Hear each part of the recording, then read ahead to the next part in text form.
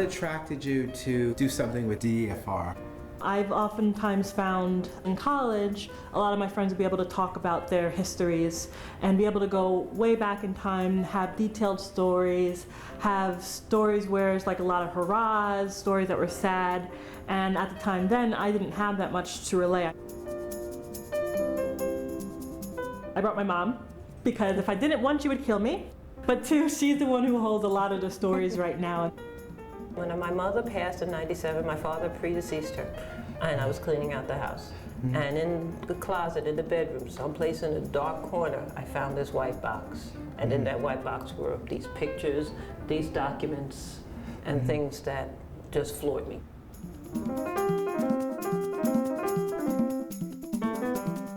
When you think about African Americans back in, say, this picture looks like it was taken in the 20s, late teens or 20s. Does this image immediately come to mind? Not at all. Not at all. Why? Why not? Because the stereotype is that, we didn't come from money. We didn't wear suits unless we were tap dancing. This is my mom, and that's my dad over here.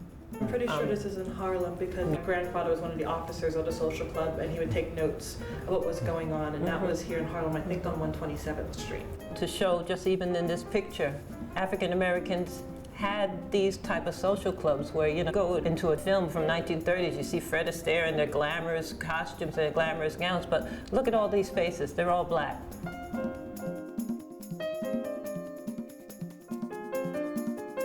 Shannon, you were saying that you think the earliest one is 1912. Yeah. Against my mom's wishes, I tried to peer in the back of all of the pictures to see if there were any dates, to see if they were in chronological order, and try to figure out who these people were. And this picture was taken in Bridgetown, which is where my grandfather's side of the family is from. Bridgetown where? Barbados, I believe. In Barbados? Yeah. So you're also, it's a family of immigrants too? Yes. Who is this beautiful lady? That's my mom, Ah. Gaynell Greenwich. She was born in St. Croix. This woman is so beautiful. Now that has to be my father's mother. She's gorgeous. She was gorgeous, and the way she sits, that's the way she always carried herself. She was very, very proud. Yeah, I can't wait to blow that one up. It's just beautiful. Yeah. Look at the clothes she's wearing. They're fabulous, brooches and whatnot. It's gorgeous. I've been seeing several images of people taking, especially in the South, taking images of beloved person. What's the story of this picture? This is my grandmother, which would be my mother's mother, Idalia Solomon, and we have to assume that that was her mother at her funeral.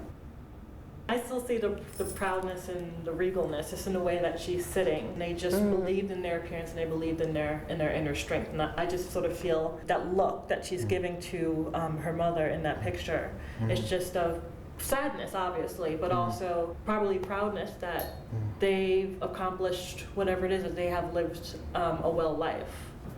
What do you see? I'm not really sure if I see that same picture. Knowing my grandmother as I did, I think she was probably made to do that. That's what it says to me.